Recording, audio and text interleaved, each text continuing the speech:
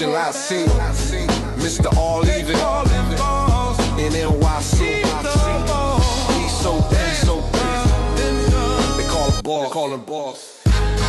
He's a boss. All even. He's so bad.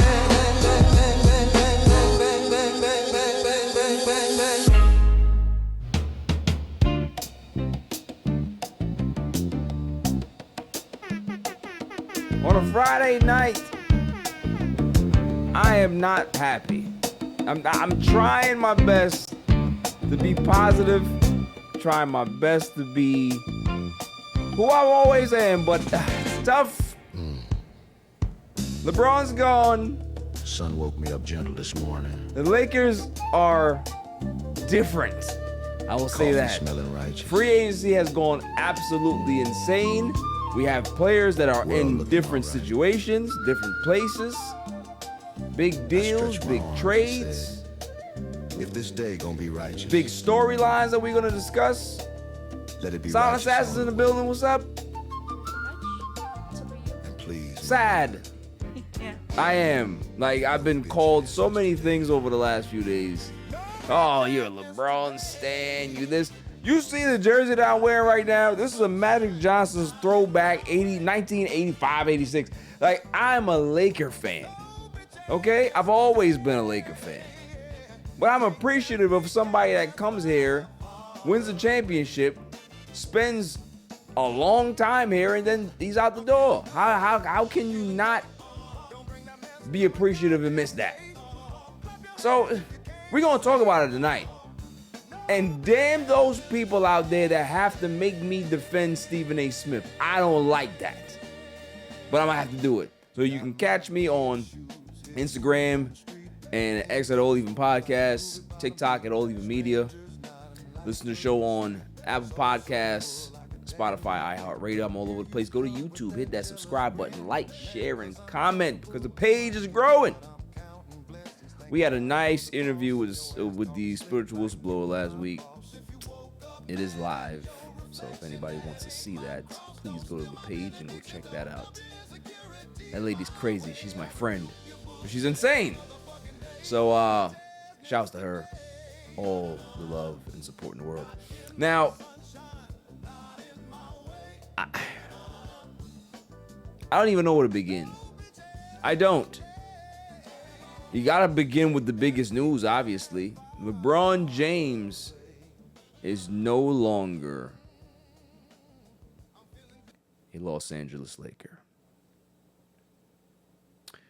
News came down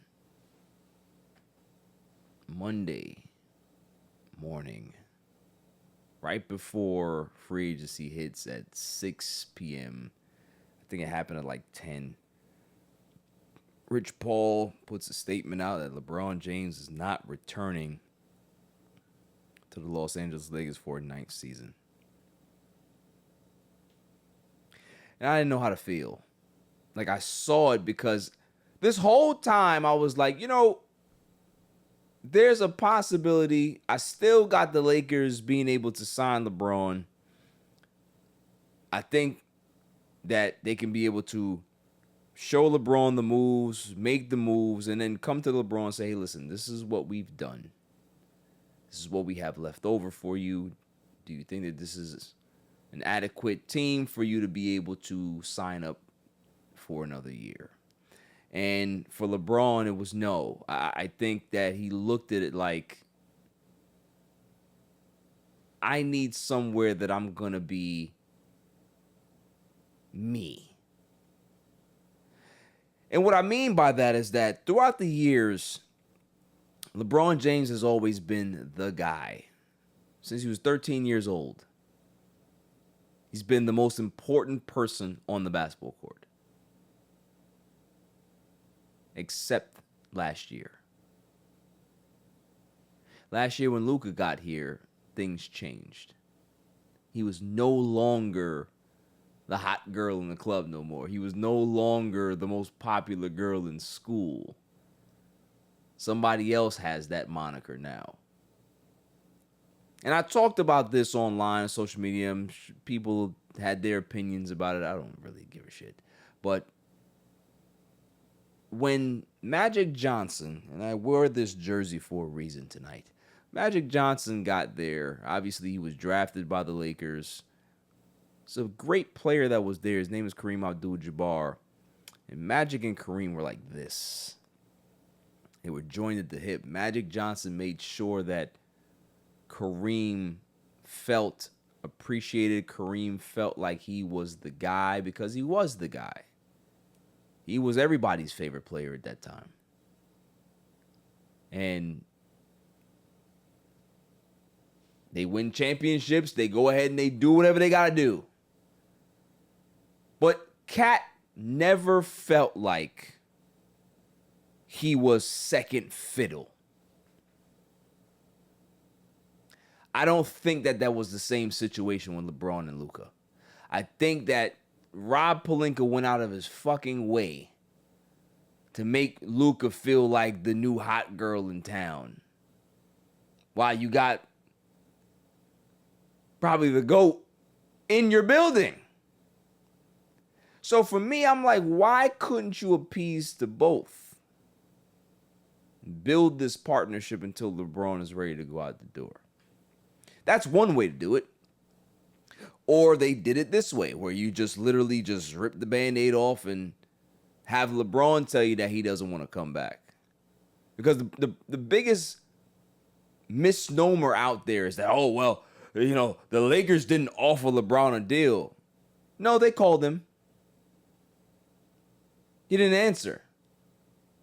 He wanted a meeting. He didn't want the meeting because he was done. And that's the part that hurts me the most. That he was done with us. But then you have the fans that came out of nowhere. Oh, all the anti-LeBron fans. Oh, we hate LeBron. This is the greatest day ever. I can be a Laker fan again. Go fuck yourself. I tried to be nice in social media. I tried to be nice. Go about this a certain way. I'm just going to go out and say it. Whoever doesn't like LeBron and doesn't like him on the team for this entire time, there's something wrong with you. You have a mental illness. There's something wrong with you where you look at that guy in the back there and you're so obsessed with his legacy that nobody else can come here to try to add to it. You know that we've had Laker greats every decade. We've always had a great player here. Jerry West, Elgin Baylor, George Mikan, Kareem, Magic, Shaq, Kobe, James Worthy, Pau Gasol, Lamar Odom, LeBron James. You now got Luka. There's been so many great players here that one player doesn't make the franchise. This is a franchise of greats. It's just like the Yankees. How many great Yankees have there been?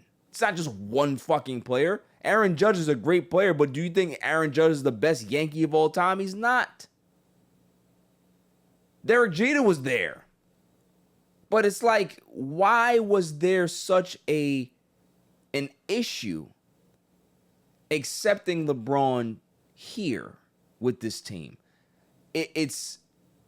LeBron's the most polarized athlete we probably will ever see in our lifetime.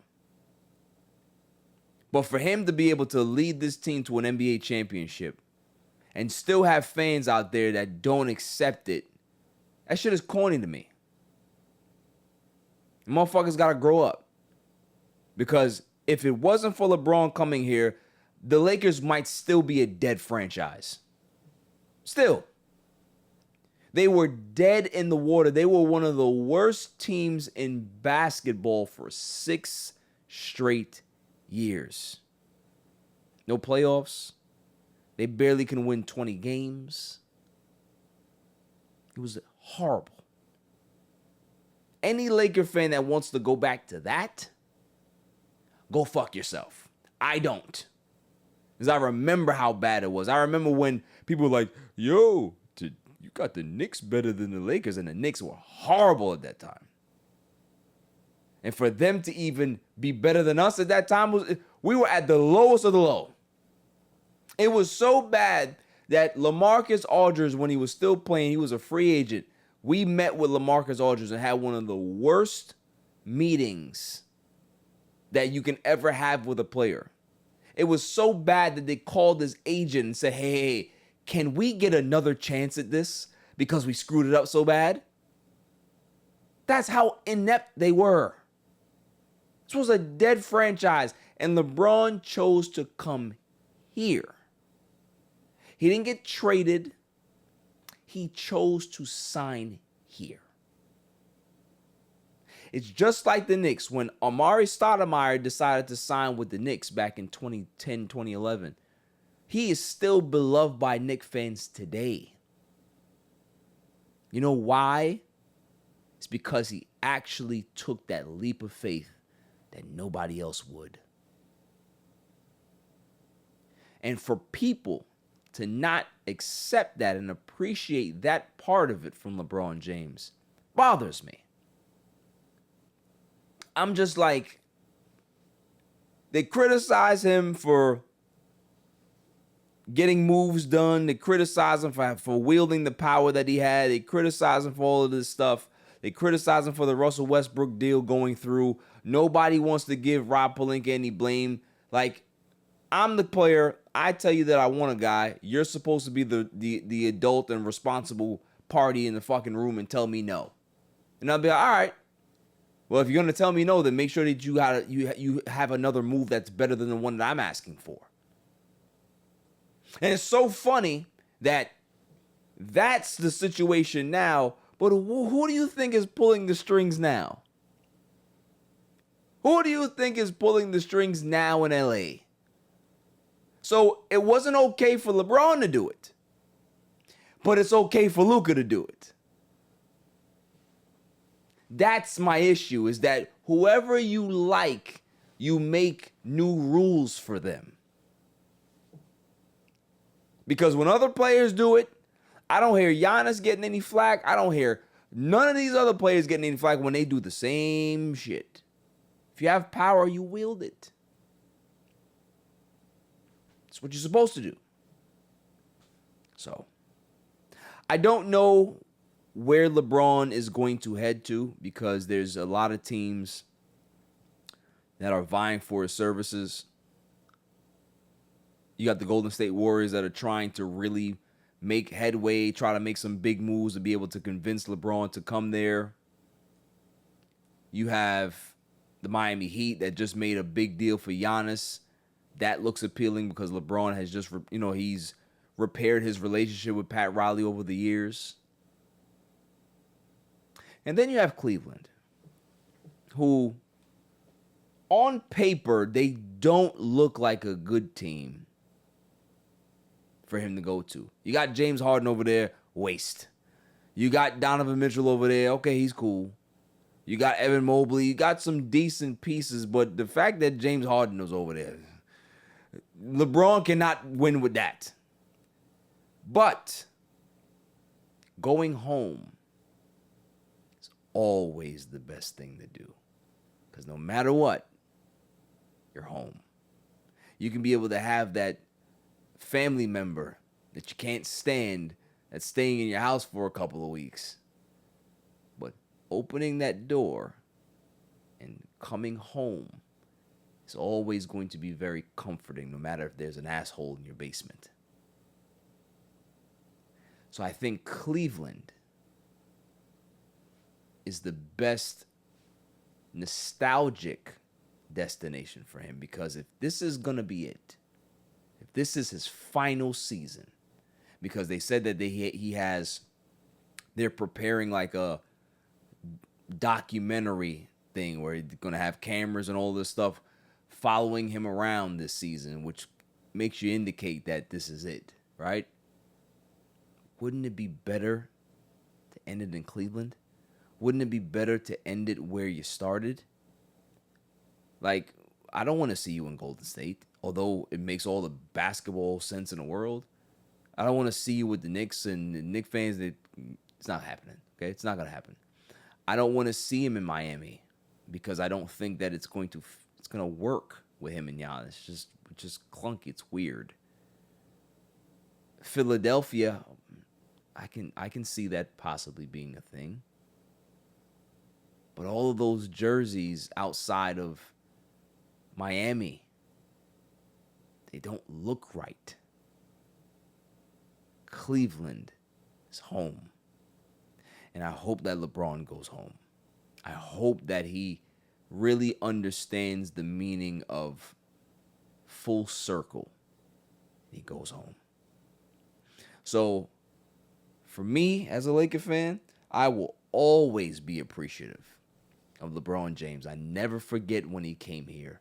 2018, my leg was up in the air, tore up my knee, tore every ligament in there. I was in the bed, laid up. And that news ticker came across the bottom because the whole day I was refreshing my phone. The entire day. Refresh. And I was talking to my boy on the phone. And he was like, yo, something just came through. I don't know what it is. I said, I got to call you back. Refreshed. Breaking news. LeBron James signs a 4-year deal with the Los Angeles Lakers. I threw myself out of the bed.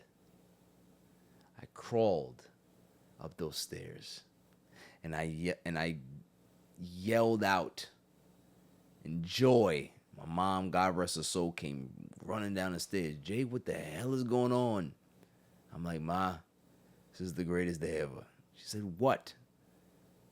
The Lakers just got LeBron James. She's like, oh my God. I'm like, yo, come on now, man. So for me, like, I'll always remember I have that memory. I have the championship run memory. I have him breaking the all-time scoring record. I have him leading the league in assists in that 2020 season. I there's just so many memorable times and moments that LeBron had in those 8 years. Were they perfect? No, they were not. Did we win enough? No, we didn't. Should we have won more? Possibly. But that still doesn't escape the fact that in every destination LeBron has been in, he's won an NBA championship, he's won a Finals MVP, and he elevated that franchise to heights that it either never got to or he put it right back where it was supposed to be. LeBron James coming here allowed this team to get sold for $10 billion. You think if they were still the shitty Los Angeles Lakers that weren't making the playoffs, you think that they would send for 10 they would sell for $10 billion? Probably not. They'd still sell for a pretty penny because it's the Lakers, but $10 billion? Nah. It's different. He put the Lakers right back where they were supposed to be. So for any fan that looks at that as a bad thing and you were miserable for 8 years, go fuck yourself, honestly. Kobe's legacy will never be touched. Magic Johnson's legacy will never be touched. Shaq's legacy will never be touched. Pau Gasol, the list goes on. Cap, you can go all through the decades. All of those guys have put their own stamp on this franchise, and so did LeBron. So whether you liked these last 8 years or not, it doesn't matter. Because once LeBron is finished, I have news for you guys. There's going to be a night that gets announced where it says that it's going to be jersey retirement night. And you know whose jersey is going to be up in those rafters, although you may hate it? LeBron James. Because what he's done in that Laker uniform, in regards to the numbers, all NBA teams, 7 all NBA teams that he's been on in the 8 years he's been here, the statistics that he's put up. If you look at his numbers, they're very, very like mirrored in all the other places he's went. His Cleveland numbers, his Miami numbers, and his Lakers numbers. They're very, very similar. And for somebody to do that over a span of 23, 24 years, I can't be mad at that. So salute LeBron. I hope you go home to Cleveland. Make the right decision. Don't go to no damn Golden State because I don't want to look at you like the ops. I never looked at you like the ops in my life. Don't want to do that now. Don't go there. Philly, I'm intrigued by because although I hate Philly, I wouldn't hate him there. I wouldn't hate it because, again, he understands history. Could have went to the Knicks, but they won the championship already. I'm not going there. But the 76ers, they've had a long title drought, haven't they? Last time they've been to a championship was 2001. Last time they won a title was, 83, I believe. So, who knows? Who knows if LeBron James decides to end another drought? Boy, that'd be a good story, wouldn't it? Gets number 5 and helps the Philadelphia 76ers get there. It's pretty interesting. Moving on. We are going to stick with these Lakers. Boy, did they have a very, very busy offseason so far. LeBron James decides that, hey, listen, I ain't coming back. So you're going to have to figure it out. Do what you got to do. Move on how you want to move on. It's Luka's team now. It's Luka's franchise. Let him have it. Cool. They go ahead and they make a slew of moves. First off, they signed Austin Reeves to the extension, to the new deal. And then, once that news came through, then we saw that Walker Kessler was meeting with the Lakers. And then the next day, Walker Kessler signs a 4-year, $130 million deal with the Lakers in a sign and trade with Utah. They give up all of their draft capital to the Utah Jazz for this guy. So they're going all in. And when I saw the move, I was just like, okay, so we have no more draft capital. Okay. I like Walker Kessler, but can he stay healthy? I don't know. It's not where it ended for me, though. You go ahead and now there's a slew of moves coming in. I see Sandro Mamushkilisvili, whatever the hell his name is. He gets a deal. 4 years, $52 million. I'm just like, what? He's a good player, but you overpaid for him. Then I see another move, Quentin Grimes, 4 years, $60 million. What? Then there was another move. You get Colin Sexton, 2 years, $18 million. I'm like, enough. So you had those moves that were done. And I'm like, there's a trend here.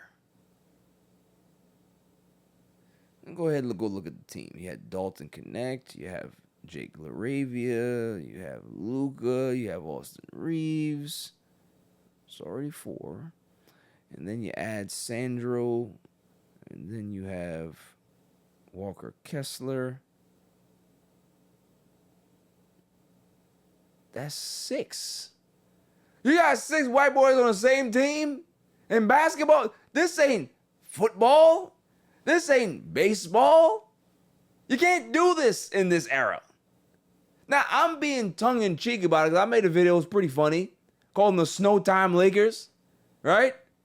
Winterfell.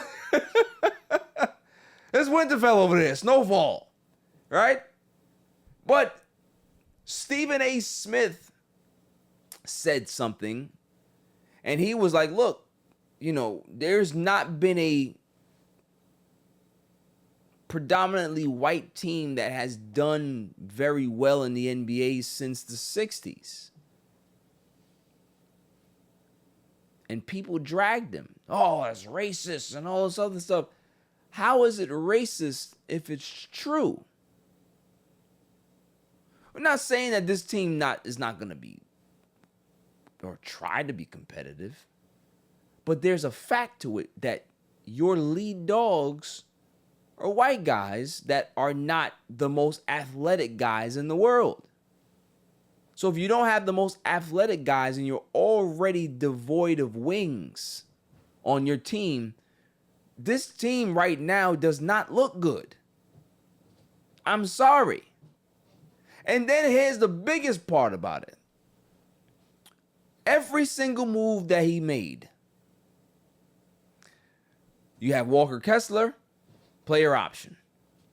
You have Sandro Mamu, player option. You have Quentin Grimes, player option. You have Austin Reeves, player option. That means that you lost the negotiation in every single fucking free agent move you made. This means that the Lakers have no draft capital. They don't have the rights to their first round pick for the next 7 years. And you mortgage your future for a team of Walker Kessler, Luka Doncic, and Austin Reeves. That's who you put your actual job on the line for. Good luck, Rob, because I'm telling you right now, you might as well pack your fucking bags. This team is not good enough to win. I would be shocked, and I'm saying this right now, I would be shocked if the Lakers win 43 games next season. This is a play-in team if I've never seen it. They're going to be top 3 in offense and bottom 2 in defense. They're not going to be able to stop me or you, Silent Assassin. And they have no wings. There's no wings on the team. There's no guys to be able to help on the perimeter, help on the wing. He doesn't have any wings on the team. How does that make sense? And here's another part, is that Sandro Mamu, Quentin Grimes, Colin Sexton, you know what they have in common? None of them are starting fucking players. So you spent all of this money for bench guys that you now are going to have to force feed into a starting lineup. You're a fucking moron. And I'm trying to tell people all the time, it's like, you want to blame LeBron, you want to say that there's a reason why he probably had to have a little bit more say in the organization, because you clearly see when Rob Pelinka is left to his own devices, this is what he does. He loses negotiations, he mortgages your farm and all of your picks in your future, and then he doesn't get starting players. Everybody around the league is laughing at the Lakers. This is ridiculous. I'm not happy about it. I don't hate these players individually in a vacuum. But together, on the same roster, it doesn't work. Sandro Mamu, he was never a starter. Now you're paying him starter money. Quentin Grimes, okay, maybe you can be able to get away with Quentin Grimes. Colin Sexton, no. And then they went ahead and traded DeAndre Jordan. I always say that. DeAndre Ayton. He's now headed to Washington. And we got him for what? What's his name? Jalen Green or something like that? That was his name. Go ahead and check that. DeAndre Ayton got traded. Here we go. Jaden Hardy. That's his name. I don't even know this guy's name because I don't care. Jaden Hardy, right? For a couple of second round picks. So now we don't have a backup big. So we don't have no backup big because everybody's gone. You got Marcus Smart gone. Rui's gone. You got Braun gone. You got Luke Kennard gone. Everybody's gone. And you sign these mediocre guys here. I'm a Laker fan. I'm gonna support them, but man, it's gonna be tough to watch. And you know the part that bothers me too is that Luka is like, according to the reports, he's very happy. He's very happy about the moves that were made. I'm sure the fuck you are. But again, I ask Silent Assassin, where will that energy come from when these moves don't work?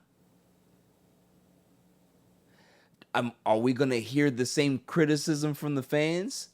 That when the Russell Westbrook deal went through and oh my goodness, he destroyed our team with the Westbrook deal, it's all LeBron's fault. What about these moves? Because Luka wanted Walker Kessler. He got him. Luka wanted the Lakers to keep Austin Reeves. You got him. What happens if those moves don't work? What happens if Walker Kessler is not healthy enough to be able to live up to that contract? What if Austin Reeves doesn't live up to the $40 million contract? Are we going to get the same criticism from the fans? Are we going to hear the same type of energy that they gave to LeBron all of these years? I think not. But you know who's going to hear it from? You're going to hear it from me. I'm already on the fence about this pairing between Luka and Austin Reeves. They're unathletic and they can't play defense. And then you just added some more guys that can't play defense. Quentin Grimes is all right, but he's not a lockdown defender. I feel sorry for JJ Redick. They set my man up for failure. They are. He probably looking at his team like, well, I didn't ask for all these white boys. I didn't ask for all these. You give me 2, I take the 2. Come on now. This is like a movie. This is like that movie Hoosiers. You kidding me? What is this? And then you got people out there dragging Stephen A. Smith, like I said before. What are you dragging him for? He's just being honest. You know how many people I've heard have that same take today? Pretty much everybody, because it's true. They could be good all you want. You put that team against the San Antonio Spurs and the Oklahoma City Thunder, they're getting dog walked 10 times out of 10. I don't give a damn how much you try. You ain't got no lateral quickness, man. It's just not in the cards. You know how much of a unicorn Christian McCaffrey is? Do people realize that? Huh? Most of the time, the most athletic guys are in the backfield in football. The running back, right? Be able to cut and do all this craziness. And 99% of the time, these are black dudes. So when you see this white boy come out of college, out of state, who are you? And you're the son of a former player? Okay. And when you saw that kid get on, but he was a bad man. Still a bad man. But it's very few and far between, because if you see some other white running back out there, you're going to look at him like, who is this guy? He's not good. You're like, was there like 2? I only think of 2. I only know 2. Peyton Hillis and Christian McCaffrey. Who's the other one? Scatterboo. Right. 3. And he's more of a fullback. Yeah, not even, yeah. So it's like, it's not that common to see. So when you have people have the reverse effect in basketball and they're talking about it, like, we're too sensitive in this situation right now. It's not that serious, because it's like, yo, it's a fact. There has not been a white dominant team in the NBA in a very, very long time. We're going to see how this works, because if it doesn't work, I'm going to come on this show And I'm going to be calling for Rob Pelinka's job every fucking day until he gets fired. So, moving on. Kawhi Leonard is no longer a Clipper. This is just great. It's great. He went back to Toronto where he belongs. Won a championship there in 2019, right? But here's my thing. I want to talk about how much of a fucking failure he was with the Clippers. That's what makes my heart sing. Because for 8 years, I sat here and I told people that no matter what you do, death, taxes, Clippers will always be the Clippers. And the funny thing is that he had his best year in his career this season, statistically. Played well. Where'd the Clippers go? Nowhere. You know why? Because they're the Clippers. And for you to come here and everybody dubs Kawhi the new king of LA, oh, they set you up for failure, my man. They set you up for failure. When Paul George and you were tandem and you guys were running roughshod in the Clippers organization, doing whatever the hell you wanted to do, nobody said anything about you guys. Yet I heard criticism about LeBron James.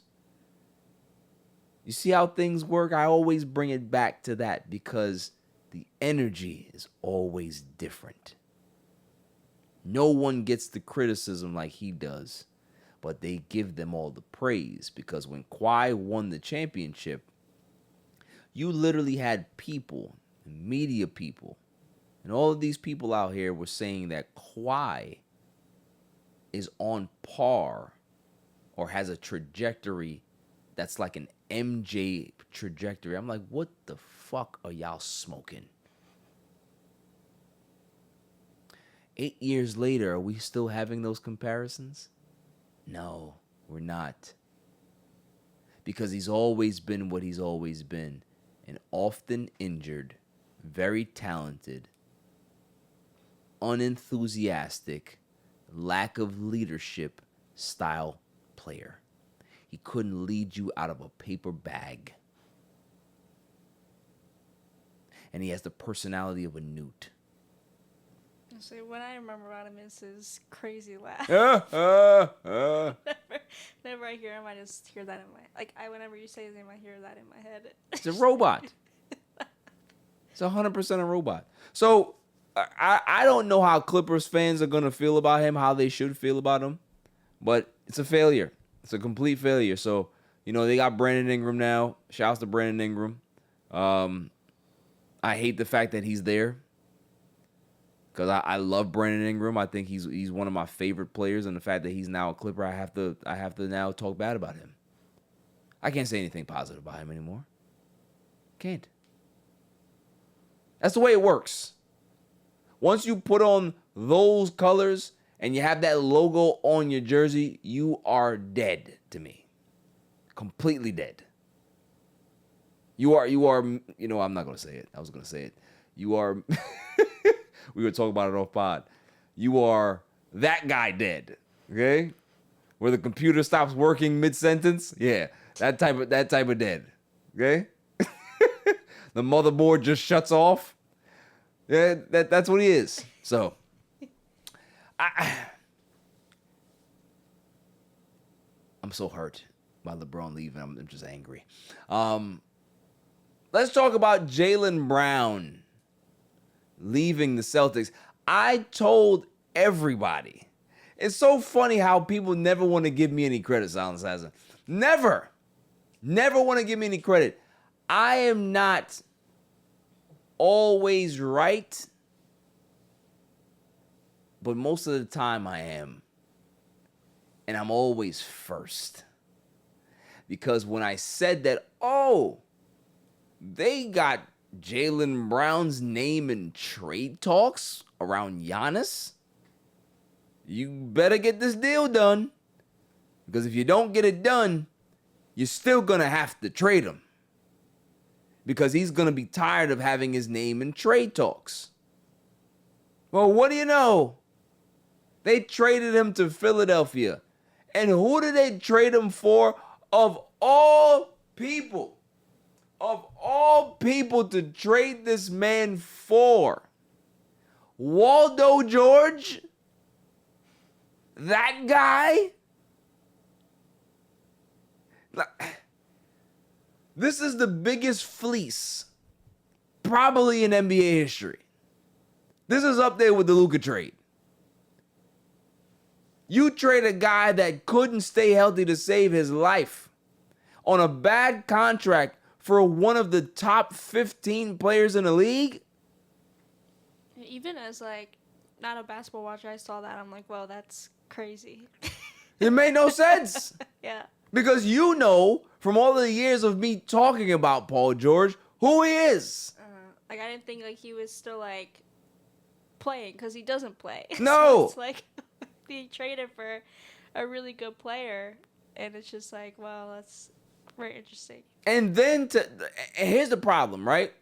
Paul George and Jason Tatum have the same game. Jason Tatum is a new model to what Paul George is. Same archetype.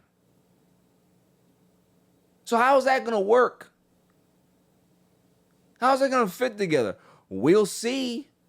And then you had all of these people now throwing shade and dirt on fucking Jaylen Brown. There was some analytical thing that came out the other day and was like how Jaylen Brown is the 7th best player on this team. Like, what the fuck are you talking about? This is why we don't listen to fucking analytics. It's stupid. Jaylen Brown is one of the best players in the league. But here's the problem. Jaylen Brown graduated from Cal Berkeley. Jaylen Brown is very smart. A lot of times, when you're smart, it can go two ways. You can either be a great asset, or you can start to become problematic. I know that all too well. Because where I used to be, my former employment, I was too smart for that place. And sometimes, when you move around as such, and it's not an arrogant thing, it's not you being overconfident, but you know what you're worth, you know what you're capable of, and your intelligence can intimidate people. And for Jaylen Brown, he's somebody who doesn't like to turn the other cheek. No. He likes to talk about it and confront it in real time. And when you think or when you appear to be the smartest person in the room all the time, you start to get a different label. And that label is problematic. And when you get that problematic label on you, it's very, very hard to get it off. So although he's a good basketball player, although he had a really good season and proved that he can be able to lead a team by himself to a very, very good record and good position in the Eastern Conference, nobody ever looked at Jaylen Brown as he was an MVP candidate. Nobody ever looked at Jaylen Brown like he's a superstar. They just looked at him as, yes, that smart guy that thinks he's smarter than everybody else. And sometimes it's better to part ways and have him prove it somewhere else, and also to have the incumbent team, kind of shed that burden, that weight. Because I put myself in that position, right? I could imagine how much happier and lighter my former office is without me in it. Because again, when you're somebody who always strives for excellence, and everybody else is kind of mediocre. Kind of puts a lot of pressure on you, doesn't it? So when you remove that particular person, those expectations drop and that pressure subsides. So I think Boston, although they're catching criticism from the fans and fans want Brad Stevens' head, I'm sure that all of the turmoil or lack thereof, the rumors, where there's smoke, there's fire, all of these things that have been circulating around this team for a little while now is now dead because you traded Jaylen Brown. And the one thing I always tell Jaylen Brown is just continue to be who you are. Don't conform. Continue to, if you want to continue to do your streaming, cool. Just all I say was just pipe it down a little bit, because look how you talked about Joel Embiid and where you traded now on the same team with Joel Embiid. So you already know that that's gonna be a conversation you're gonna have to have with him, because you called him a flop master, and now you're gonna be on the team with him.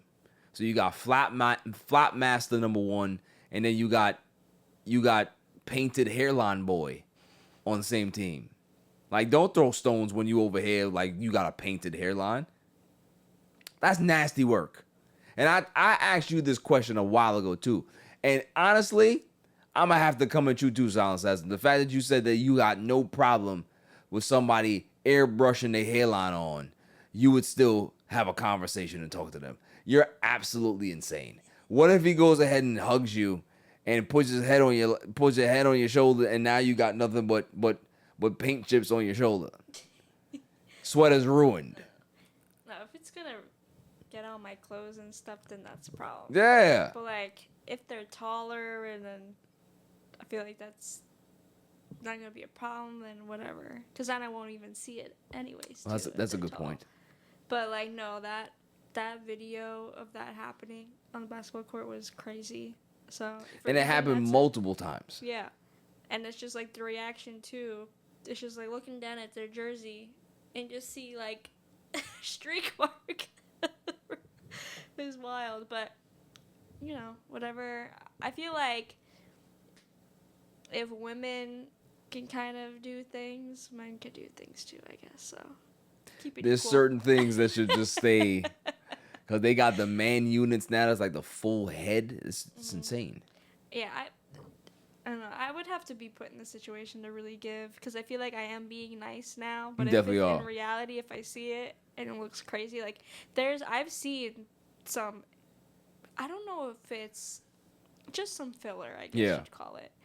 And like, I'd be like, whoa, like that's crazy looking. So like, I've definitely been, a little mean about it, but Yeah, listen, it's nasty work when you got the dude that got the haircut, and then all of a sudden, the barber comes out with the protractor, puts it on your head, and spray. Come on now, that is violation. Mm-hmm. Nobody's hair is supposed to be that jet black anyway. Even like some of the tattoos have been becoming more popular as well. Like the little, do you ever see the buzz cut, but it's tattoos? Yes. Yeah. Like that's a little crazy. Yes. Yeah. It's weird. Something different. Yeah. Weird. Yeah. So, Jaylen Brown will be all right. Fresh start in Philly. They have a chance to be able to compete in the East. And you might get LeBron James. Wouldn't that be something?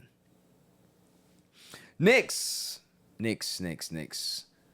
lose Mitchell Robinson, and a lot of Knicks fans are upset because they couldn't keep the core together. Look, writing was on the wall for Mitch to go. There was a Twitter, I don't know if it was a Twitter stream or IG exchange where OG was sad, and then Mitch was like, yo, look, I tried, man. I tried to come back, but it just wasn't in the cards.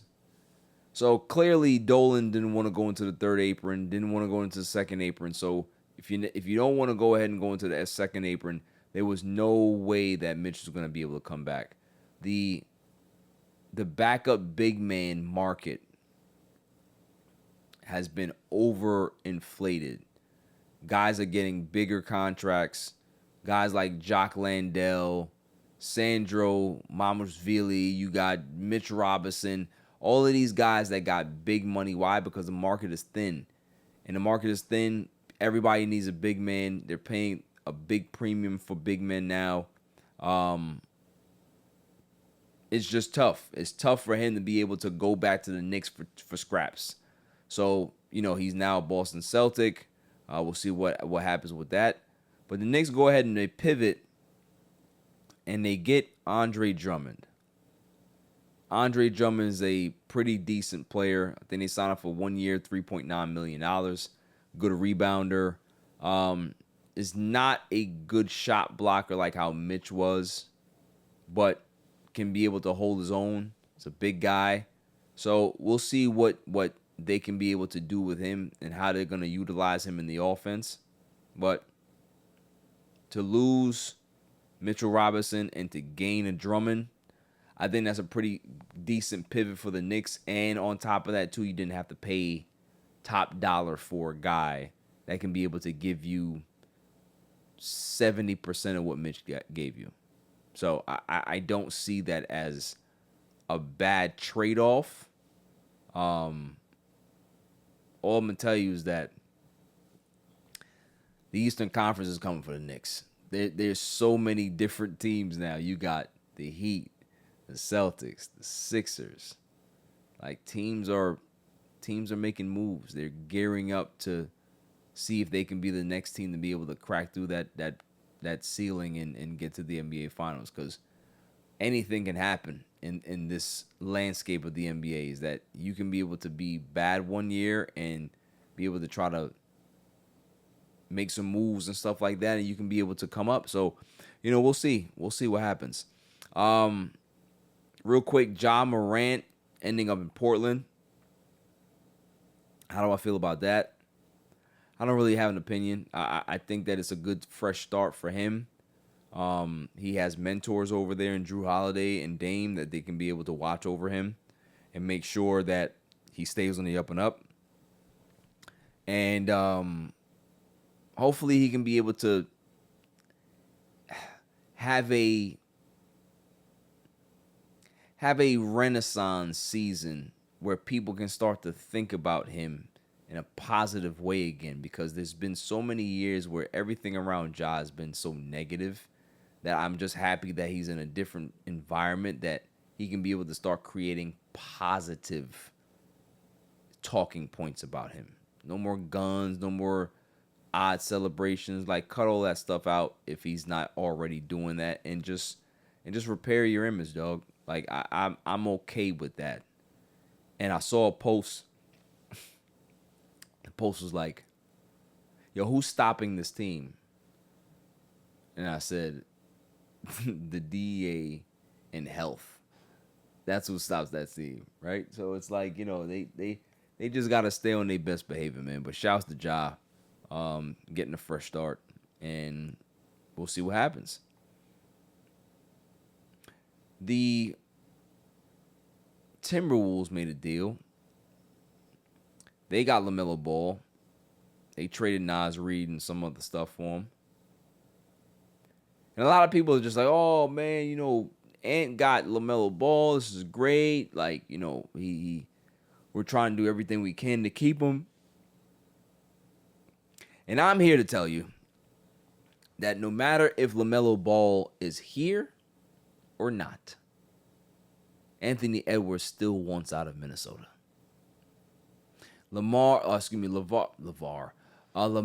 Ball is not going to keep Ant there. He's a good player. He's actually one of the very, very good players in our league.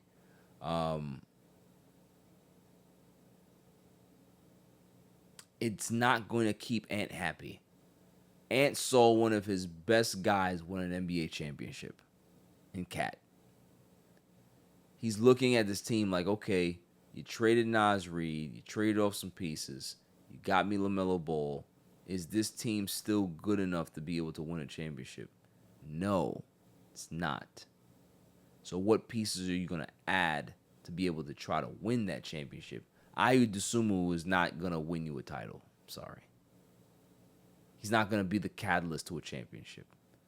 Anything that happens to the Wolves is going to be on the back of Anthony Edwards. And can he shoulder the load? Can he carry them? Of course he can. Does he want to?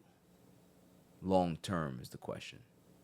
He might be able to do it for a year, but is he willing to do it for an extended period of time where he's not getting the adequate help that he needs? I still see that Anthony Edwards is out, and if he is, the Lakers need to pounce on that. But of course we can. You know why? Because we ain't got no damn draft picks. We have nothing. And nothing to give nobody. It's a bunch of unathletic white boys. So I'm over it. Absolutely over it. Do we have any irrelevant news of the week? Because if we don't, I think we do. Let's go ahead and go there because I'm pissed off. You gotta be kidding me. I mean, how do you watch them? I mean, yeah, they stink. Every week we go ahead and we discuss some irrelevant news. Here's the story that I was going to tell you, but I held it for irrelevant news. Ice Spice and Tobey Maguire reportedly seen kissing at Michael Rubin's all-white party. What? What kind of odd fucking couple is that? I feel like I'm even surprised that he even knows who that is. I feel like he obviously was Spider-Man and just kind of hates being in that world, hates being celebrity lives and whatnot. So for him to even be at the party, like go to the party, I mean, and then meet Ice Spice and get a connection, but I don't know. I also saw too that apparently they were just sharing a vape, so who knows what happened, but still it's a very strange pairing, just whatever happened. So listen, you do know that he starred in a movie some years ago. The name of the movie was Secretariat. Oh, with the horse? The horse. I didn't see it, but I know it. Very good movie. And I bring that up is because he's a guy that's attracted to wagons. Okay. You know? So, you know, it likes the horse, and you got a wagon over there with Ice Spice. I ain't gonna lie to you. You know, so that maybe Tobey Maguire likes that stuff. I don't know. He doesn't like flat pancake backs like what's her name? Taylor Swift. I don't know how Taylor Swift even sits on a chair. That's crazy. I don't mean to throw shade at her, but she got nothing back there. Like how does Travis Kelce go from what he went from? I understand why he did it. He loves her. Okay, I'm not gonna say that he doesn't, but come on now. I don't advocate for BBLs, but she gotta do something. Like there's just nothing back there. She's got actually I think rumor could be, I don't know, she got like some implants, like, but respect it. Yeah. So, but I don't know, but like she got like the thin, tall model body. Yeah, so, nothing but legs, yeah. arms and legs. Yeah. So, but gangly too. yeah, she has like there's like photos of her like with bad posture. She's fix that. Yeah. Gangly, but just she's just like a long person. Long doofus. Yeah. You know what I mean? So God has a sense of humor. I always said that I wish that I was taller, right? I'm average height. I wish I was like 6'4", 6'5". Then I thought to myself, I said, if I was 6'4", 6'5", I'd probably be like the doofy 6'4", 6'5", not like athletically put together. I'd probably be a doof. I'm like, I don't want that. I want to be a Goomba. And so, you know, shout out to Tobey Maguire. We're veering off, but you know, Ice Spice is a catch. You know, so we'll see. Moving on. Former Titans scout Blaze Taylor found guilty of poisoning and unaliving his pregnant girlfriend and unborn child with a deadly dose of cocaine. Faces life in prison. There's a lot of crazy people out there. And for me, I'm just like, couldn't you just walk away?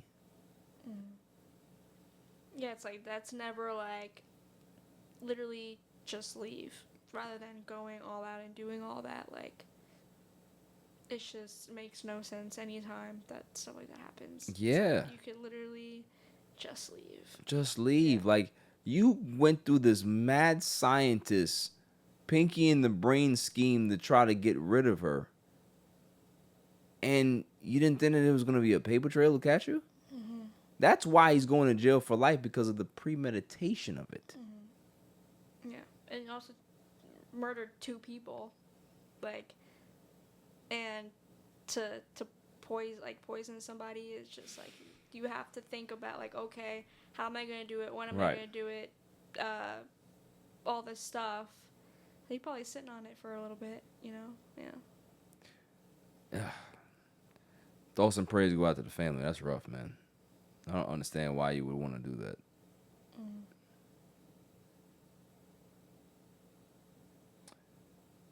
Let's see here. Oh, we talked about this. Let's talk about it now. Obsession overtakes Sinners to become highest grossing live action original of the 2020s.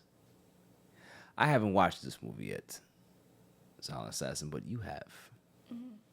And when I saw this come up, the first person that I ran to go speak to about this was you. Mm-hmm. And the reason why is because I had a feeling what you would say when these things came out. And boy, oh boy, did you not disappoint. You said, I've watched this movie and it's good. I like it. But there's no fucking way that this movie is going to be grossed any higher than Sinners, because Sinners was so good. It was so layered. It was so detailed. There was a great message behind it and all that other stuff. And then I said to you, I said, well, there's only one reason for this. And people always like to not have the comfortable conversation or whatever it is. Sinners is a black movie. Obsession is a white movie. That's it. Mm-hmm. That's it. Mm-hmm. You turn something mediocre into something great. And then you have something great over here that's been sweeping all the awards. You think people like that?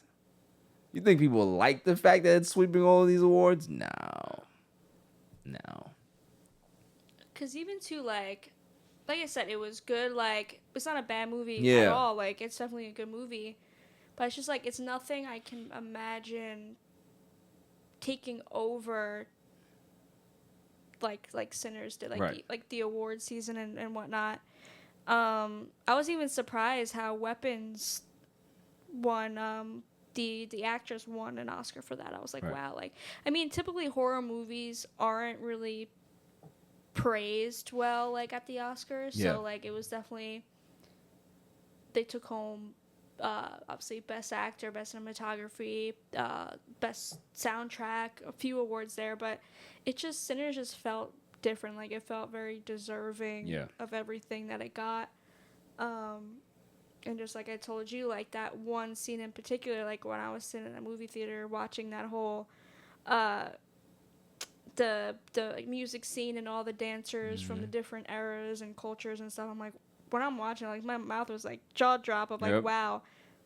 And that's one of my, like, favorite movie scenes ever. Yeah. Obsession, like, I was like, this is kind of like every other type of horror movie. It's not my favorite horror movie that's come out within the 2010s, 2020s. There's definitely been better in my opinion. But Like The Conjuring. Conjuring's yeah, better. Yeah, like the 2010s, The Conjuring, 2020s was Hereditary was really good. Right. Hereditary was fire. Yeah. It just ended bad. Yeah. That was a great start, though, boy. My goodness. But just like the shocking factor, like Obsession, like I was saying, like the horror in it, it's definitely more of a movie for women, I would say, like with the messaging. It's kind of like, I mean, I'm sure you know the plot, like the man makes a wish for a girl to fall in love with him. But there was nothing, I mean, the lead actress was really great, but there's not much of a wow factor in it that makes this movie, like, it's the best movie of the year, the decade, I mean, in all of horror history. It's insane. I just don't get it. Yeah. So, that's all. I mean, you have to watch it to kind of get your opinion on it. Well, as I will, well. because I want to have a conversation, a detailed conversation about it, so I have to watch it to do so. But on the surface, that's what I see. I'm just like, all right, you got black movie, you got white movie, so it made all the sense of the world to me. I mean, Hopefully it's good. Hopefully I feel the same way that you do in regards to it being a good movie. You know, and the plot is real simple, because let's just call a spade a spade. There's a lot of men that would take that risk and say, you know what? If you're going to grant me one wish where I can be able to have this girl just like all over me, yeah, I do it. mm-hmm. And then as soon as you get the draws, you're going to have, just like what Spiritual Whistleblower said, that post-clarity release. You should be like, okay, why did I do that? Mm-hmm. Why are you here? Yeah. And now you can't get out of it because you cursed yourself. Yep. So, I mean, there's this one scene in particular. I want to know if you notice it. So I won't say anything now, but there was like this one, because it is a low budget movie. So that's also too why it's getting praised so much, because because how much it took to make, 700,000, something like that. $750, which is an indie film. It's anything under $1 million, I believe, is considered indie. Okay. But obviously it got bought out by a production studio, but it was made for a feature film for that price is very cheap. Right. And it's made now it's getting close to 400 million. Like, that's a huge success. And the director got a boatload of money, a deal from Paramount, I believe. I'm not sure. That's insane. That's correct. But he got a seven-figure deal. But I mean, that's overnight success. There's been drama behind the movie, because the art director was like, I was paid, I think, $7,000 for my job to art direct, and now, like, I'm not getting any of the residuals from it. Yeah. Which is like, you're not given residuals as an art director, like all those roles. Like, this is like a 1 in over 1 million chance that 100%. this has happened. Like, this doesn't happen at all. They got extremely lucky and extremely blessed to be in this position, and now, you know, that director's life is, and even the lead actress lives are forever changed. Like, you're gonna see in everything. Like, she did a really good job. But there's just one scene that's like, oh, I get it. Why this is $700,000. Like, it took me out of the movie. I was laughing. And I was like, does anyone else see this right now? Oh, it's a movie glitch. I find those all the time. You'll see it. Yeah, I find the movie glitches all the time. They make me laugh. Last point about this is that if we're not going to talk about the racial divide between the two films, and we're just going to talk about the film in itself, we had something when we were growing up, and obviously before me, this term was always there, as a cult classic, where a movie didn't really do that great in the box office, but it gets the DVD or tape, VHS, and then it just goes crazy, right? And then through the years, it just continues to be called a cult classic. I think that model is dead. And the new cult classics are the way people get movies nowadays. Like, cult classic now is like, hey, word of mouth is being spread. This movie's pretty cool. Let me go ahead and watch it. So now we're seeing all of this, all of this traction online. The algorithm is starting to push it there, and now everybody's all, synced up to be engaged with this film and go watch it. So I think that's what probably happened, is that word spread like wildfire, and it became a cult classic to the people who were fans of this particular film. Because you don't have that ability to have the DVDs anymore and the VHSs anymore and those things to be able to like slow cook and become great. Like, we live in a microwave society. So a cult classic will kind of maybe reflect itself like this going forward rather than the other way, because of the obsolete nature of that technology just not being around anymore. Right? So yeah, I feel like too, like it feels kind of like bandwagony in yeah. a way. Yeah, 100%. Like, oh, like I love it. It's like, you don't like it that much. Exactly. You just watching it because somebody dragged you to come watch it, and you probably gonna make the sacrifice to get some draws later. But it's probably not that good. And a lot of times a show that ends up getting those big numbers, when you watch, it's not that good for all the hoopla around it. You know what I mean? So Yeah. I'm curious because like I'm gonna watch this with an open mind, but I'm also going to have my like critical eye on it now too, because I want to see what the big deal is. I want to see why it would appeal to people this way. Outside of maybe the actress is what people really are invested in. So shouts to that movie. Shouts to Obsession for smashing the records, man. But I gotta watch it myself and see what's up. Moving on. This is pretty interesting. Angela Simmons reveals she waited until 28 to lose her virginity. What? I don't know who that is. Angela Simmons is the daughter of Russell Simmons, who was a big hip hop artist back in the day. So they had a reality show. She's actually an artist herself. Really attractive girl. So she says that she waited until 28 to lose her virginity. Says her faith, family values, and desires to build meaningful relationships played a major role. And I quote, "I got to really know people." Adding, waiting helped her form deeper connections before becoming intimate.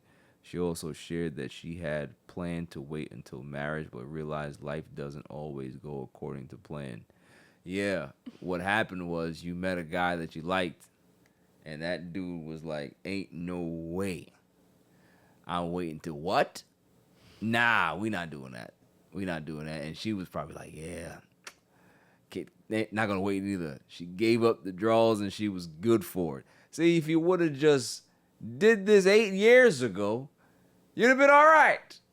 You know what I mean? But nah, I'm just playing. Like I'm always amazed at people that still have those particular views. It's tough to do. So I commend her for that. To be able to have interactions with people, have relationships with people, and still be able to have that willpower and that mindset to be able to not screw it up because of your beliefs and your values. I commend you. I don't know what type of men she was attracting, because not saying anything crazy, but you know, some men like that, some men don't. Some men like the experience and some don't. Some don't care. And some of us just like, you got no bodies? Oh, okay, cool. And then there's other ones that like, well, you got no experience? Like, it's just, it is what it is for people who like that certain thing. I don't know. But I saw this. I was just like, they still make people like you? Yeah, I think They still make people like you? Jordan Sparks, the singer? I think Yes. She did the same thing. How old was she? She was in her later 20s. Crazy. Let me see, when did she get married? And she got money too. Boy. 2017. So she was 28, around there. Okay. Yeah. Okay. 28. That's a long time. Tim Tebow. Well, Tim Tebow I can understand, because Tim Tebow, if he didn't play football, Tim Tebow comes off like an incel to me. Yeah, like he's just a very weird. He seems nice, but Yeah. he's like a little. Yeah, he weird guy. comes off very incelish to me. Shout out to Tim Tebow too. I saw a video of him putting his dog down. That was kind of sad.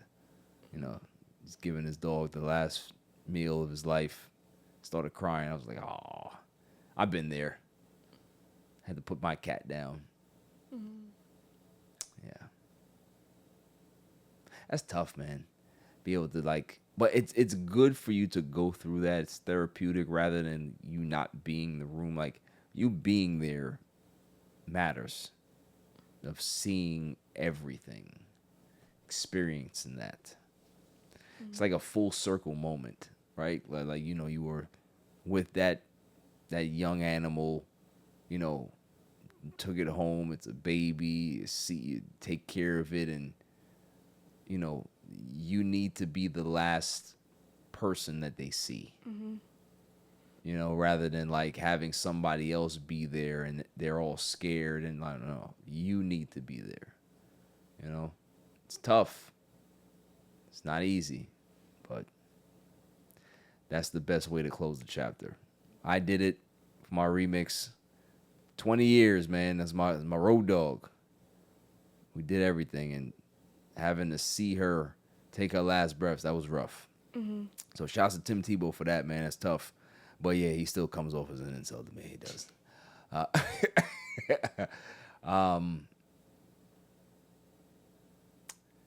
Let's talk about this Mets story. And that's all for relevant news. You gotta to be read. kidding me. I mean, how do you watch the... I mean, yeah, they stink. Juan Soto, Francisco Lindor. We've been hearing this for a year now. They're not getting along. Blah, blah, blah, blah. What's happening with the two best players on the Mets? Can they coexist? Do you have to trade one? Do you have to trade both? What's happening? And Steve Cohen, he has an interview with the Post. And was a lot more candid about the situation than I thought he would be. But for the tone of that interview, that was kind of the tone where he was really, really candid about things, answered questions directly, beat around the bush on certain things, but it was honest. It was really honest and said that, yeah, there was an issue. That I know that they're good now. They've been working through it. They're working hard to be able to, have that relationship. And, you hear all the stories about how the locker room was fractured last year, and, with Nimmo and Pete Alonso and Soto being new and Lindor being the face of the team. And then all of a sudden, he was supposed to be dubbed the captain, and now he's not the captain because now there's never going to be a captain as long as Steve Cohen is on the team. All this bullshit. And it's just like, you had the conspiracy theorists come out of the woodwork and say, oh, well, this is why this is because Lindor and his wife, they're super political and blah, blah, blah. And they didn't like the fact that somebody was rooting for Trump. And it's like all of this nonsense. And then Will Salmon, I don't know if it was Will Salmon that reported and said that, you know, Soto and Lindor's locker, their lockers are very, very like they're on the opposite ends of the clubhouse. That Steve Cohen had to sit them down in the room and talk to them about certain things. And it's just like, you have to understand.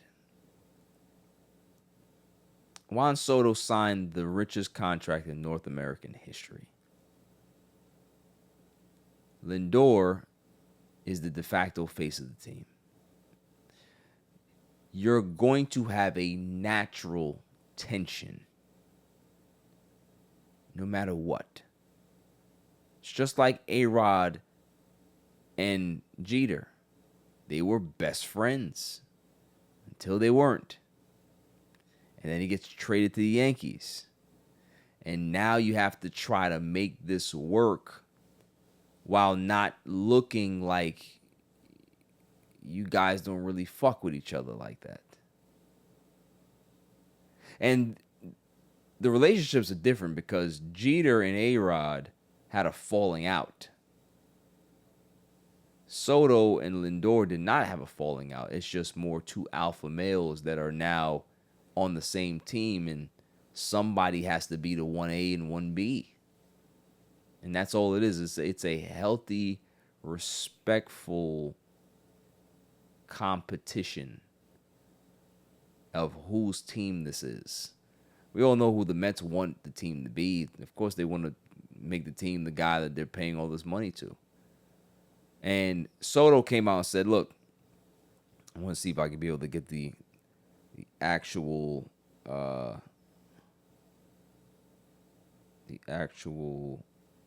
quote here. He said that when you meet a girl, you don't start kissing her right away. There were no issues last year at all. This is Soto speaking. We didn't have any beef or anything. Our relationship is getting better because it takes time. When you meet a girl, you don't start kissing her right away. And that's a fact. Like, you know, sometimes when you have these super personalities, you got to work at it. You got to work at having a cordial relationship, an amicable relationship. Like, they're not going to be best friends. This is not Step Brothers, right? This is not one of those situations, or it could be. It could very well be that, right? Maybe we are in the Step Brothers phase where it's just like, don't touch my fucking drum set. You know what I mean? Or I'm going to rub my nuts on your drum set. Like, they probably are in that stage where they're still filling each other out. So, for people that want to use this as like ammunition for, oh, they can't work, this is why the team sucks. No, this is not why the team sucks. Don't cut fucking David Stearns any bail. This team sucks because the construction of this team is shitty.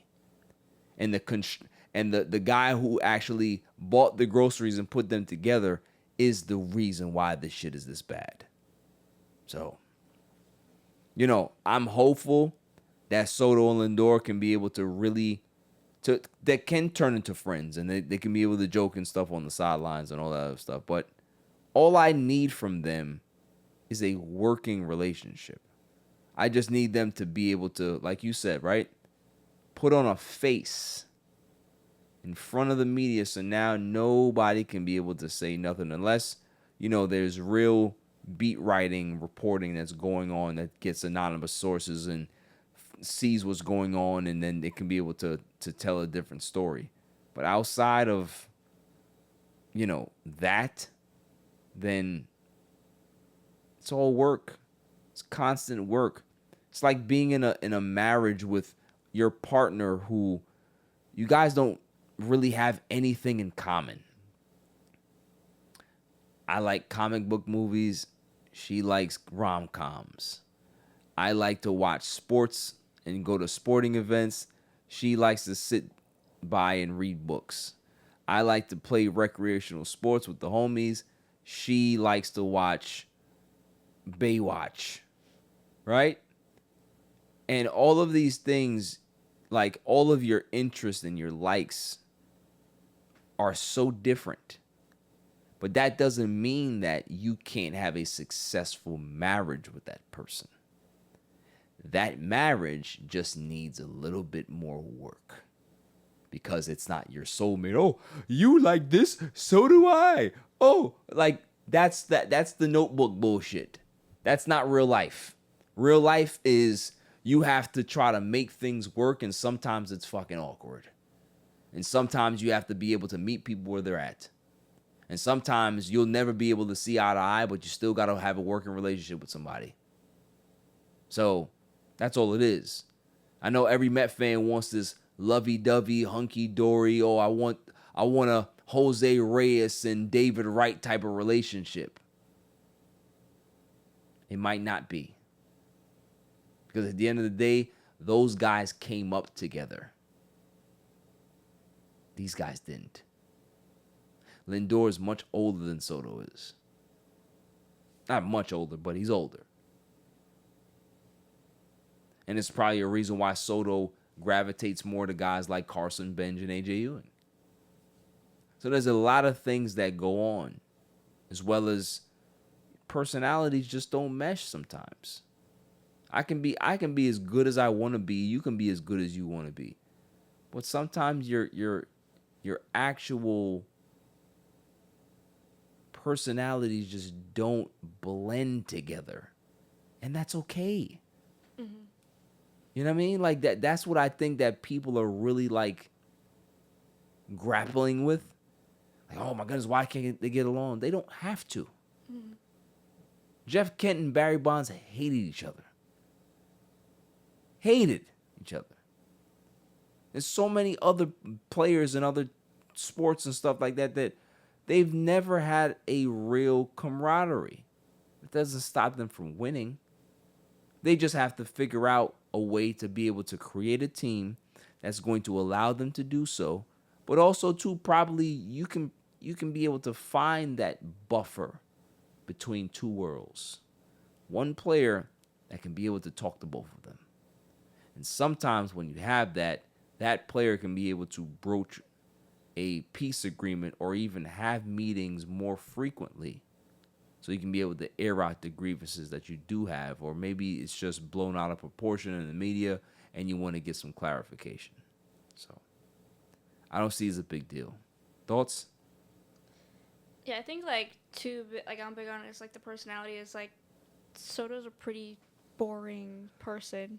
You know, he just kind of shows up, goes to work, and then goes home. Cares about baseball, that's it. Yeah, and then Lindor, on the other hand, is more flashy, likes to go out.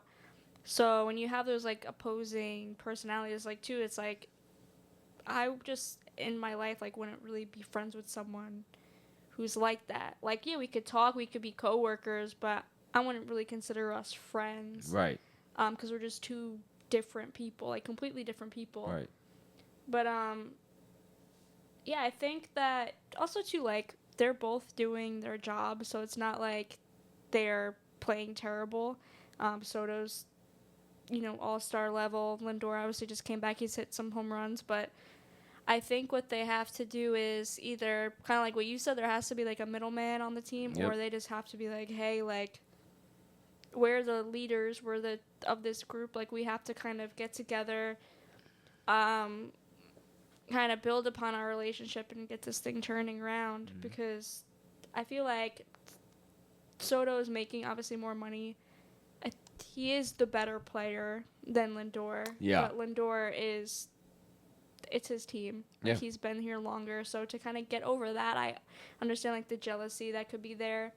Because Soto, even interacting with the other players last year, like, versus him interacting with the outfield with Ewing and Bench, like, he looks like he's having a completely different time out there with them, like, kind of taking on the, like, putting a arm over their shoulder for the younger players. Like, you could tell, like, he cares to kind of teach them, but, like, what are you going to tell Lindor?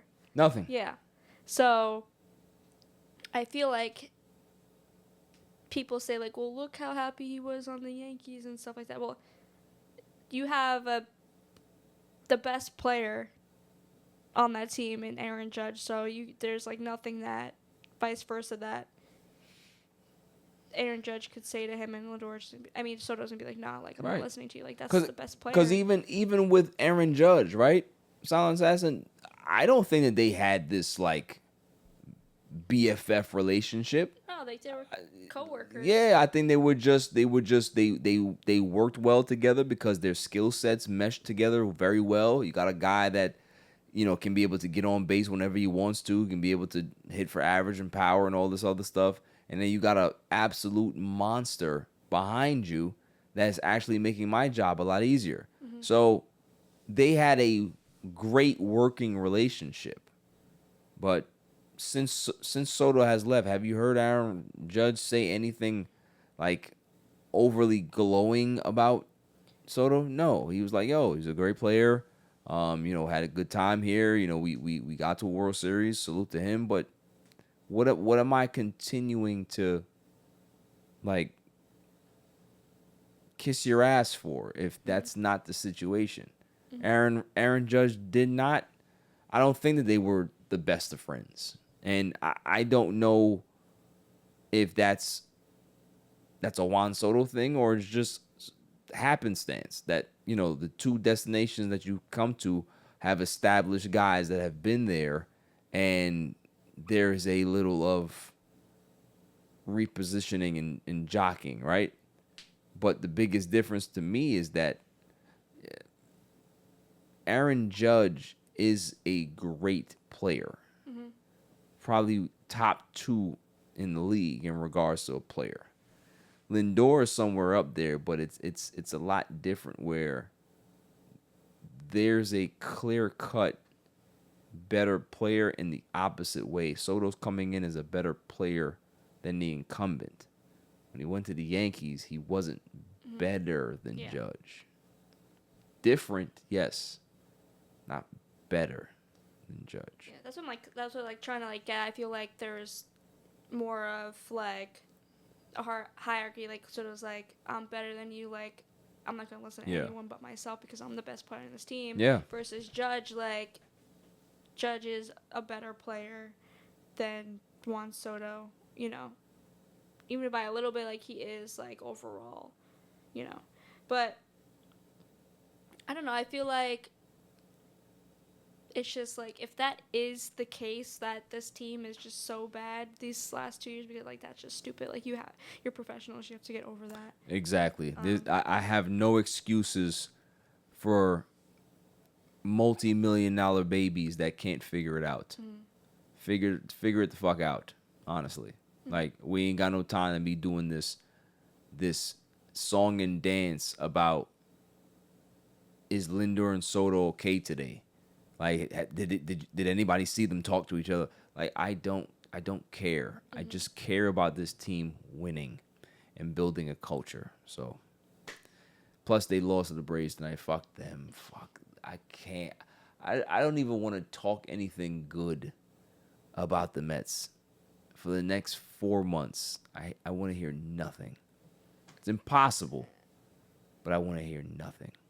It's like I was thinking the other day, like for our preseason projections, for any of us to like reach our projections, they'd have to win, I think it was like 55 to 60 games, which is basically almost the rest of the season. It's insane.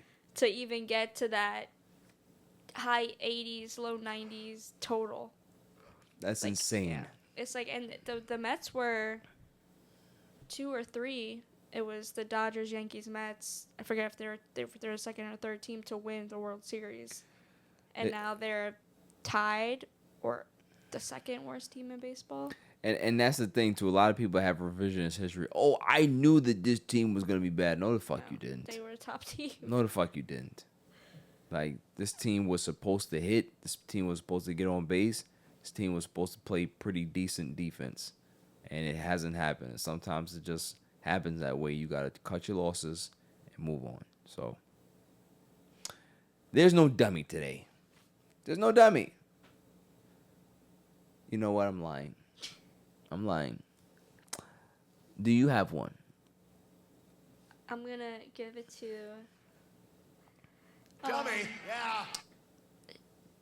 Donald Trump's team for allowing him to be talking to a hologram and, thinking it's Oh real. man, that It's like, that I was talking bad, to man. Teddy Roosevelt, and that's crazy. At that point, I feel bad because clearly he's suffering, and you're letting this old man, just like old men in general, go out there and be filmed looking crazy. Right. It's at this point, for everyone's sake, he has to go to sleep. And it's please, I can't. For his own sake. You sound like me now. You sound like me now. And listen, he could take Mitch McConnell.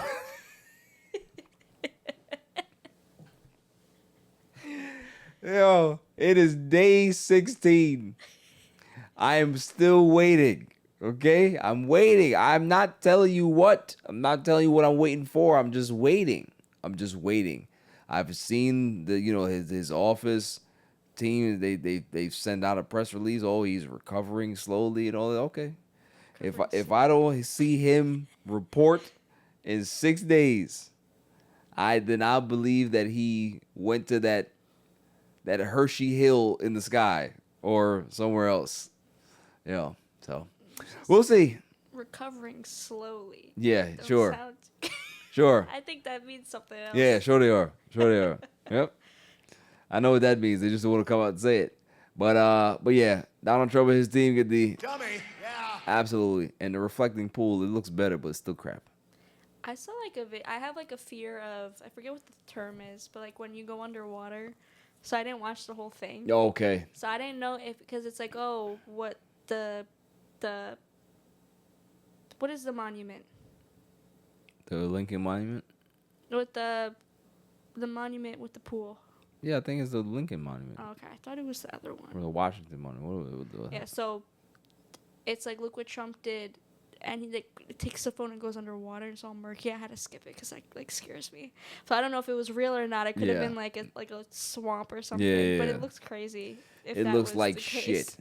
It's so bad that they have gates. They got fences because they're trying to stop people from putting their hand in it. And I'm just dude, you're arresting people for going to the reflecting pool. It's never happened before. And you're trying to tell me that you're not a fascist? God. All I could picture is the Forrest Gump movie scene. Correct. They're running through it, whatever. Correct. So, Donald Trump and your team get the dummy. Yeah. I have one.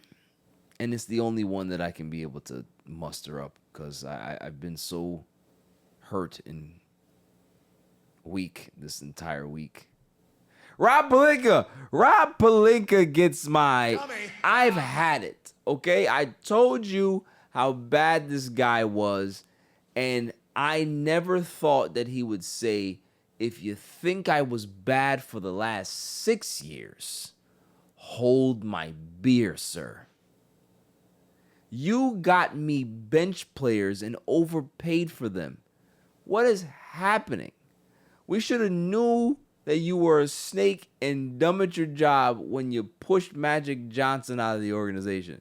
When Magic doesn't want to deal with you, you know that you are a toxic snake. Because Magic Johnson is a great businessman, great person, and he understands that with a very, very good asset, you can be able to get a good ROI. If you build it up, you can be able to really, really have a powerhouse of a organization, and never got that opportunity to do so because Rob Pelinka did some bullshit. And the fact that we now have the Snowtime Lakers, Winterfell, Snowfall, I have no confidence in this team. I have no confidence in the GM, in the president, who's the same person. I do not have confidence in them because I don't believe that he understands how to build a contender. I think what happened in 2020 was that he landed on a collection of guys that were hungry, that wanted to win, that wanted to repair their images, that wanted to bring the Lakers back to prestige. All of those things worked in your favor, and ever since then, you've been a total fucking disaster. So don't tell me that this is like how it's going to be. No. This is a guy that historically has been a terrible talent evaluator, has been a terrible negotiator in regards to free agency. He's always giving motherfuckers a player option that don't deserve it. And I just need to see him walked out the door. Once I see him walked out the door and they ask him, Rob, I understand that you are willingly leaving, but there's one other thing that we need from you. Please, can you please hand over your key fob to the building? Because we don't need you coming back here when you don't need to. So I'm upset, but at the end of the day, I'm going to appreciate all the good memories that LeBron left, and I'm going to hold Rob Pelinka's feet to the fire to be able to push this team into another dimension, because I need the Lakers to prove us wrong. Prove us wrong. Prove to us that we don't know what the hell we talking about. And these seven white boys you got on the team can be able to create magic. I don't see it, but I'm hoping that it happens. Real quick before we get out of here is that I want to send a shout out to Danny Glover. Danny Glover has recently come out and said that he's now going to be battling Alzheimer's really soon, and it's just heartbreaking. It's crushing to know that it just feels like more people are coming down with it, which I probably know is probably not true, but just because of the social media landscape that we're in, it just feels that way. But Danny Glover, one of the greatest actors of all time, a guy who has always been thoughtful, trailblazer, a pioneer. You know, that's a guy who deserves all the praise in the world, and for him to be able to now have to, you know, take on this terrible disease. I don't wish this on anybody, and I say it all the time. I do not wish this type of disease on anybody, because it affects not only you personally, but your family, your kids, your grandkids, your friends. Like, to wake up one morning and not remember who somebody is it's heartbreaking. And so best wishes to Danny Glover, hell of an actor. I always like listening to his Lethal Weapon line, "I'm too old for this shit." Sometimes I feel like that too. But I'm not as old as Mitch McConnell. That's for sure. I'm not as old as Mitch McConnell. My computer membrane still works. My motherboard is still functional. 16 days. I'm gonna be waiting. So, Silent Assassin, do you have any closing words before we get out of here? Happy 4th. Make sure no one blows off any hands, legs, feet, whatever during these fireworks ceremonies. So, yeah, everyone stay safe. I didn't say happy 4th. There's a reason for that. Yeah, I mean, it's a difficult time. Yeah. Yeah. Yes, especially for people that look like me. And the thing is, with the 4th of July, it's not a real holiday. They made it up. Yeah. Our independence was not on the fucking 4th of July. It's like Christmas. Doesn't exist. They're just making shit up and getting all your money. Yeah. I mean, it's a day off of work. Day off of work, and also a day to spend with family and friends, and, you know, do whatever you want to do, whether you're going to engorge yourself with terrible food or just hang out and play games and stuff. It's a beautiful time to be with family. So that's how I look at it.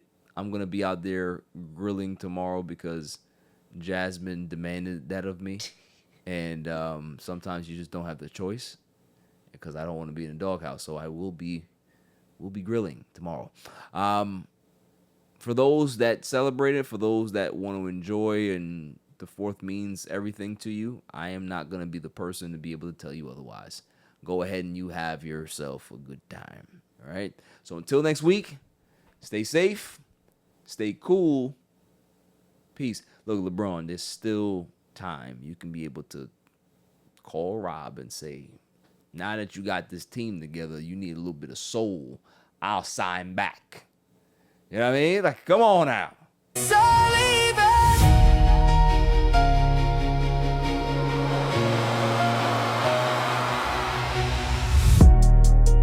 Every win, every loss, every second got a cost to be the boss. Late nights, pressure heavy, never fold. Championship mindset, heart made of purple and gold.